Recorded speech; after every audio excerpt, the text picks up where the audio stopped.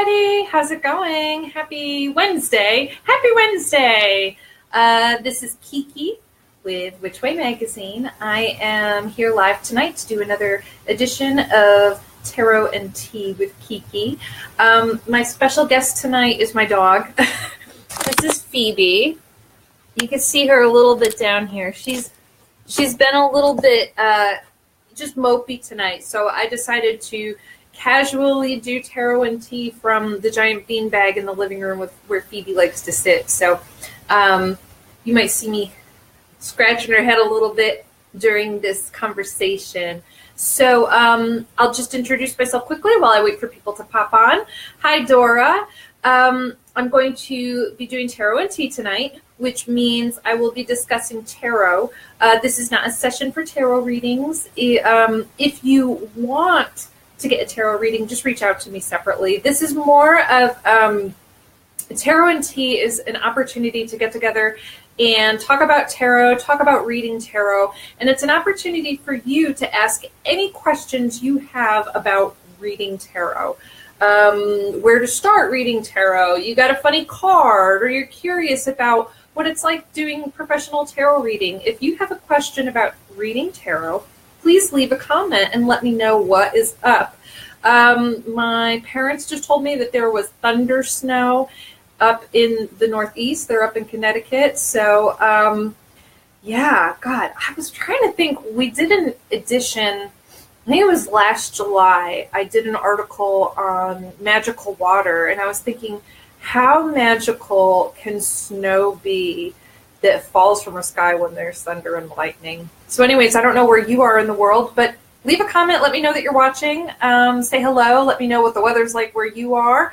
And we'll get started with some tarot and tea. I see some comments coming on. If you have any questions about reading tarot, leave them in the comments. Hi, Crystal. Yes, Dora. Oh, you're in Rhode Island. That's awesome. I would go to Narragansett every summer. Hi, Terry. Yeah, there's thunder, snow, and lightning going on right now. Yeah, hey, Tiffany. I'm glad you could catch on as well. So thank you for tuning in. So let's see. I do have my tea with me today in my massive Aroma G's mug. I love this mug with the little kitty on it. I made an herbal concoction for myself. I suffer from interstitial cystitis. Look it up. And so this tea has slippery elm, corn silk, and marshmallow root in it. Not the worst. I prefer a good cup of Earl Grey, but the medicinal stuff is working. So yes, so let's see what other comments we have here. Hi, Ellen. Yes, it's snowy where you are. Terry woke up to snow on the ground again. Yes, Narragansett. Oh yeah, Newport is wonderful too. I love Newport. There's a cool tower there that I went to go visit. So yes, let me just move this a little bit so you're not looking. Oh yeah, and there's that awesome unicorn in the background too. So let's get started with tarot and tea tonight. Again, any questions you have about how to read tarot, any questions that you have where you're curious about what it's like to be a professional reader, please go ahead and leave them in the comments. I'll try and answer as many questions as I can without spilling too much of my herbal hippie tea on me this evening. While I wait for questions to come in, what I thought I would do is just talk to you a little bit about what it feels like to deepen your connection with tarot cards when you're not looking at the guidebook.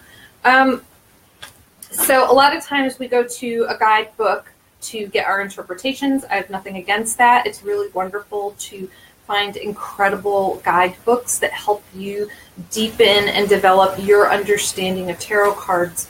But one thing I think is really valuable is learning how to connect with tarot and develop your own feelings and interpretations on the tarot based on what you're looking at in the card.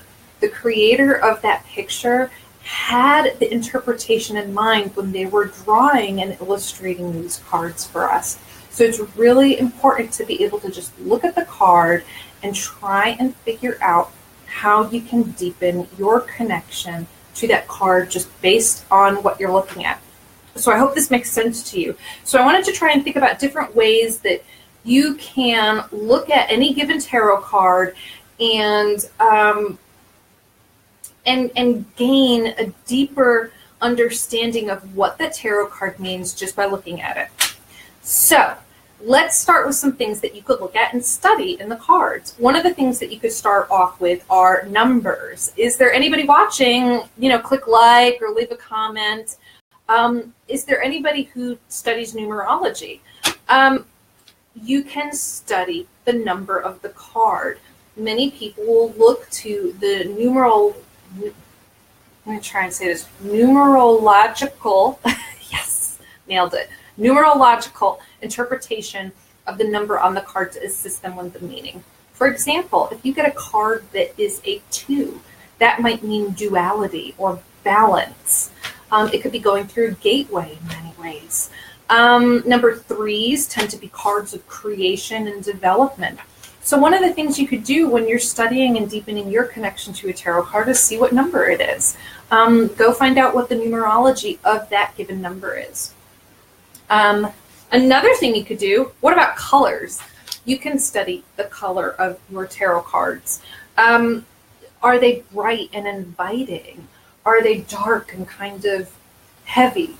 A lot of the colors can assist in the interpretation as well. For people who have very, very creative decks, this could be a little bit more challenging, but maybe color could be something you use as well. Slippery elm. Good stuff.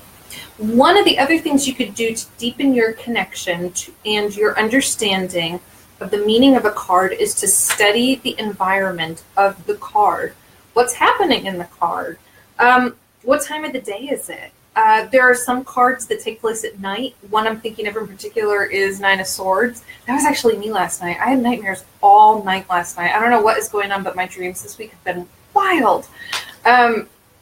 So the 9 of Swords takes place at night. It's very, very dark in the card. What about the weather? What's happening weather-wise? The Sun card looks very sunny, clearly. The 3 of Swords has rain going on in it. How does that develop your connection to the card? But what about the location? Maybe location means something to you as well.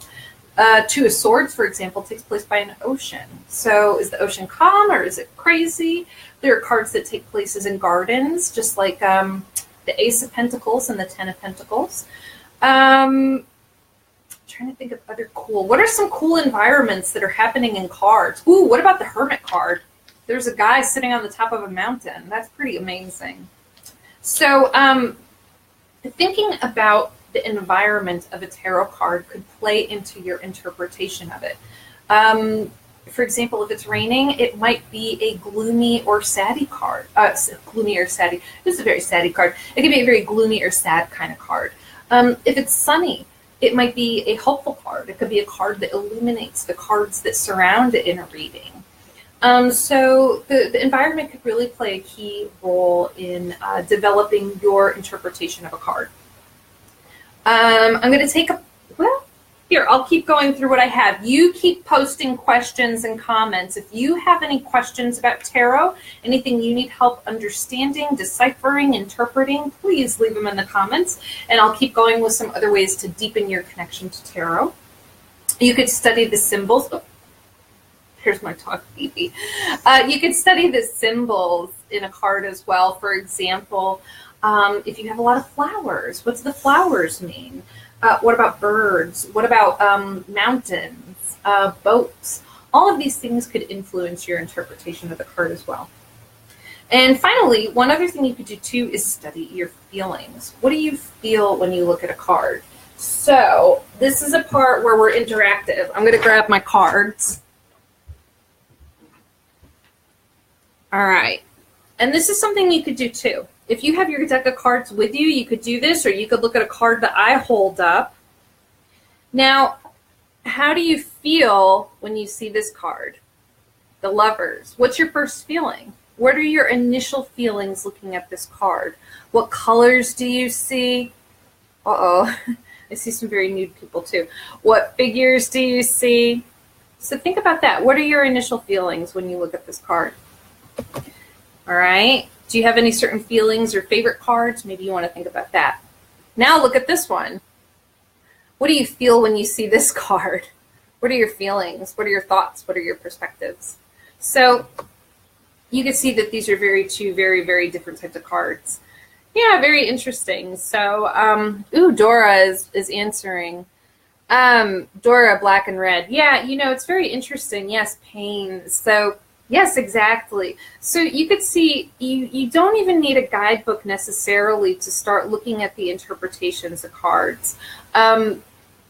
You can basically sit with the card, meditate with it, see what's going on with it, and have an interactive moment with it where you could start just looking at it and going, how do I feel when I see this? What is happening in this card? This can deepen your connection to tarot. So, anyways, I'm going to take a pause from some of my thoughts with deepening connections, and I'll give you a few more after I just go through some of the comments. And please leave a comment. I'm going to read some right now, and if you have any questions, leave them in the notes. I think I'm kind of on later than normal tonight. Usually I come on a little bit earlier. Yeah, hi, Trista. Trista is watching in Alabama. Hi, Kelly, watching from South Jersey. You experienced thunder snow this afternoon and put jars out to catch water for spells. See, I think that's amazing. I think that, using snow water and magic would be incredible. I bet you could use it I would use it for a couple things.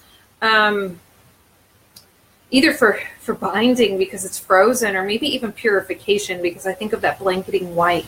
So what are you planning on using your thunder snow water for? This might be something to think about. Hi, Crystal.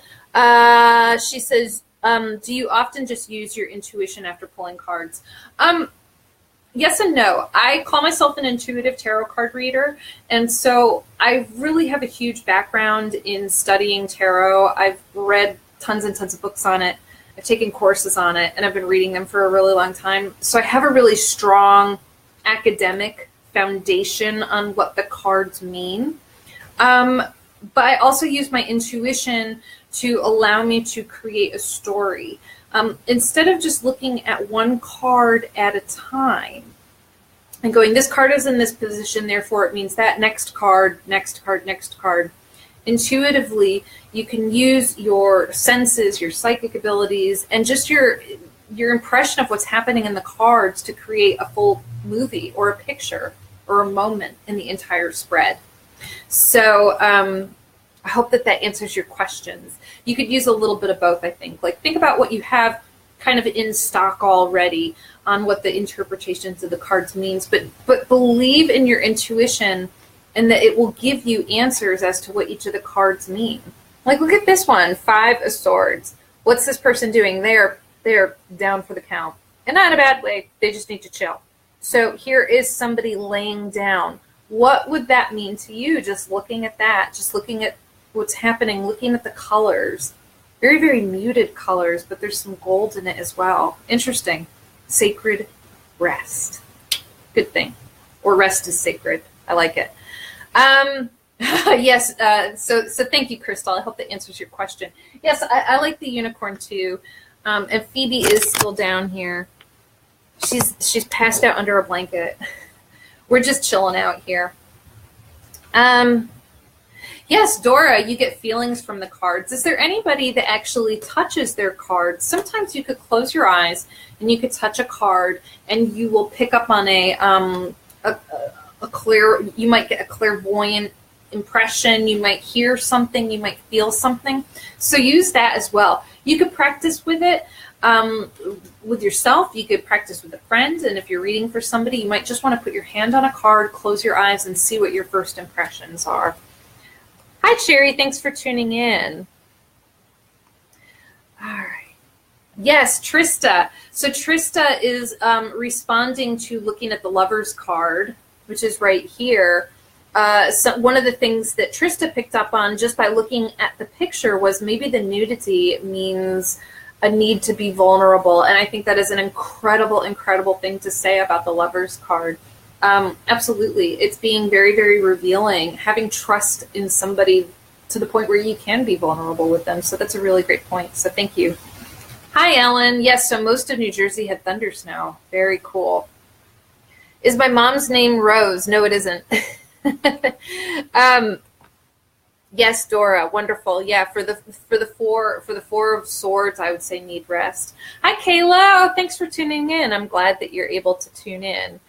And I think I have and get a flash. Yes. Okay. So Dora, you must get like a flash, or you see something when you're reading tarot. So yes. So, yes. Well, thank you all for leaving comments on that. If anybody has any last questions, please feel free to post them up, and I'll just share a few other things that I had in mind in terms of connecting with the tarot a little bit more deeply. I know that this sounds really quirky, and I don't know if anybody else does this, but if you have a card that you've been studying and you really love, but maybe for some reason or another it's tough to, like, the interpretation or the meaning of it doesn't stick, what you might want to do is actually create a nickname for the card or a mantra for the card. I am going to see if I can find it while I tell you, to try and explain to you what I mean. I know this sounds really funny, but when you have a nickname for the card, it's like when you announce that nickname, all of a sudden the rest of the interpretations of it come up with it. And I'm trying to find the card that I love saying more than any of the others. Here it is. Here's the Three of Cups. The nickname that I have for this card is the Cocktail Hour card. Does it mean that this means that you need to go to a bar with two of your girlfriends at 4 p.m. to get 2 for 1? Maybe, but there's probably a deeper meaning. The Cocktail Hour card to me means there's a need to be social, a need to celebrate, a need to have a good time, and a need to have a powerful bonding experience with your friends. I wouldn't know all of that unless I came up with the Cocktail Hour card. So do you have any nicknames for cards that you'd like to share? That's one of mine. Another thing you could do to deepen your connection with tarot is to visit the card. And so what I mean by that is take a moment to look at the card, visit that location. So how do you feel when you visit the location in this card? Ace of Pentacles makes me feel real good because there's this giant hand in the sky handing me money in a very pretty garden. So life is good when I see Ace of Pentacles and when I visit this. So what you may want to do is take a moment to look at the card and visit it. How do you feel when you visit that place? What you may even want to do is have an interaction with the figures in the card. For example, if you go and visit the woman who's blindfolded in the Two of Swords, what would she have to say to you? What information would she share with you? Take it one step further. What would it feel like to be the person in the Two of Swords? So these are just some really quick little strategies to sort of deepen your understanding of the tarot when you're sick and tired of reading those guidebooks. And then finally, one other little thing that I love to do with tarot cards is I will associate them with movies, with songs, with books. For example, I'm a huge Lord of the Rings dork. Like, I'm obsessed with it. I love it. So King Aragorn, played by the beautiful Viggo Mortensen in the Lord of the Rings that came out with Peter Jackson. I love Viggo Mortensen. He's a Libra. He's a poet. He's just dashing and daring, and he is my King of Swords. Oh my God. So what you may want to do is just look at the different cards and say, you know what, this reminds me of this celebrity, or this card reminds me of my best friend, or this card reminds me of my loser ex. Whatever it is, see if there are cards that remind you of different people. You might look at a card and feel a song come through. See if you could close your eyes for a moment. I know we were talking earlier about touching the cards and getting maybe psychic or intuitive impressions off of them. Maybe hold a card and see if there's a song or a poetic verse that comes from it. So when you look at the Star card, is there any song that comes to mind or any lyric? Just stuff to think about. So that's really the list that I have. Let me go through and see if you have any questions. This is the last call to add questions. Let's see if there is a way for me to read these. Okay, of course, my computer is frozen up, so I don't know if I could pop up and see all the questions, but if you start putting questions on right now, I could go through and answer them. Sharon has said, hi from the Midwest. Here we go. Okay, so I've got everything. Hi, Sharon. It's good to see you. Thank you for tuning in. Kayla asks, do you remember what was said when you read for people? And this is a great question. Maybe there are other readers who are watching right now. Do you remember readings you have from people? Kayla, the answer is 9 times out of 10, no. I don't really remember readings. It's really important for me after a reading is done to release it and allow it to go with the person who's received the reading. That's not for me to carry anymore. The only time that I do have memories of readings are when they're very impressionable to me, or I've had a lesson that has come through for me. So, for example, I had my first reading that I actually cut short.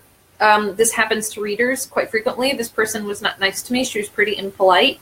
And the lesson I learned from that was how to politely tell somebody to go away and how to put up boundaries. I could have suffered through that reading, and I chose not to. I chose to cut it off and kind of say, you know what, I don't think we're working out, but thank you anyways. We've done what we could. So I kind of remember stuff like that. I don't remember cards from readings, and it's really funny because there are people who I've given readings to from years ago, and they'll be like, remember 5 years ago when I saw you and you pulled this card and you said this? And it's like, yeah, I don't even remember what I had for breakfast.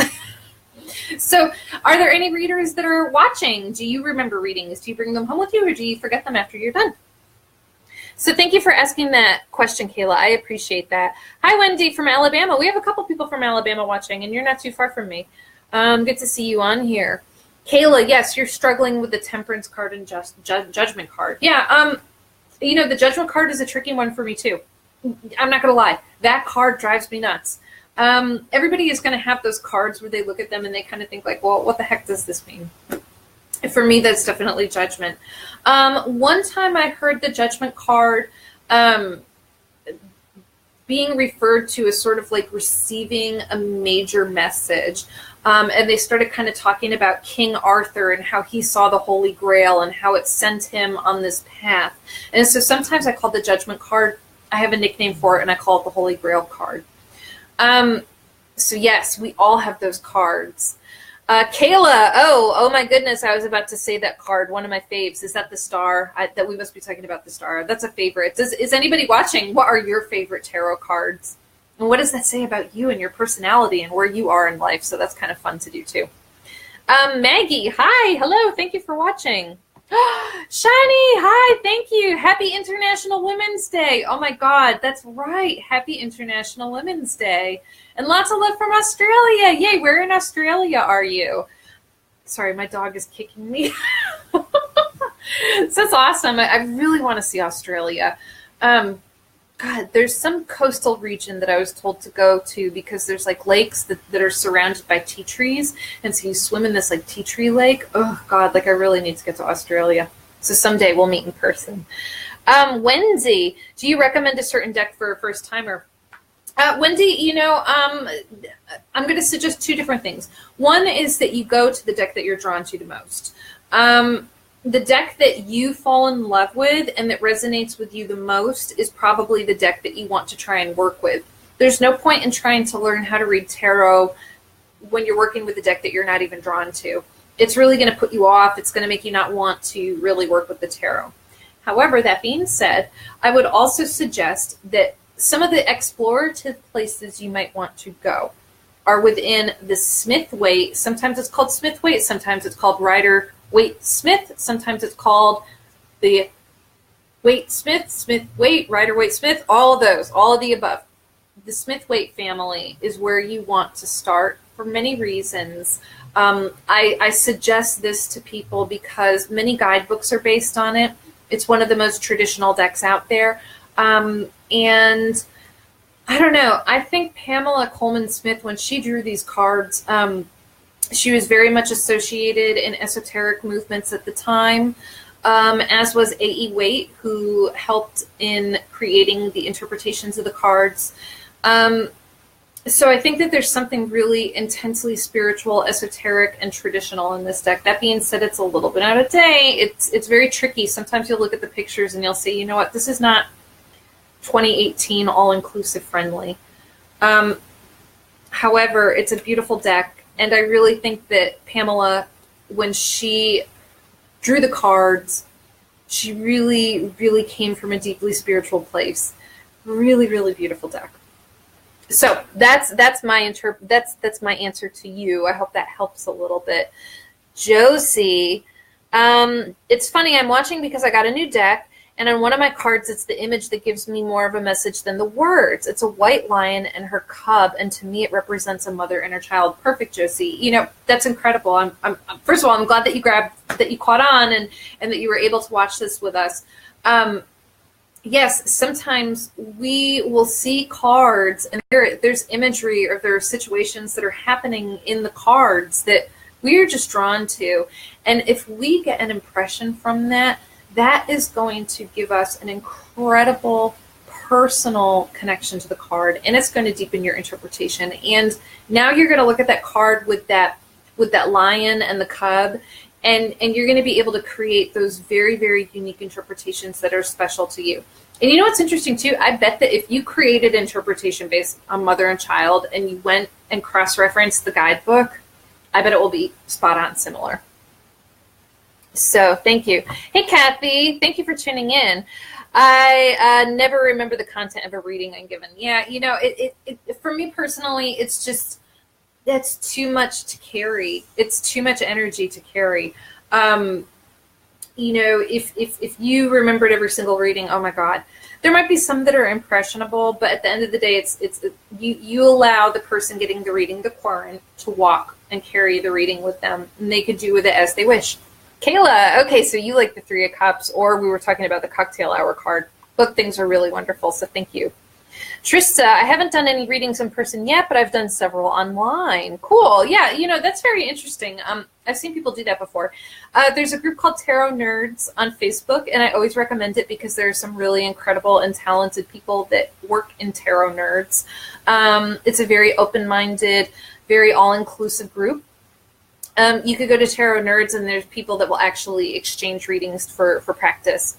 So anyways, Trista, I do it intuitively, rarely use the book, so sometimes the same card has a different meaning. Yeah, you know, and sometimes the same card has different meanings based on the reading. Tarot is not a simple system. It's complex. Every single card has layers and layers of interpretations.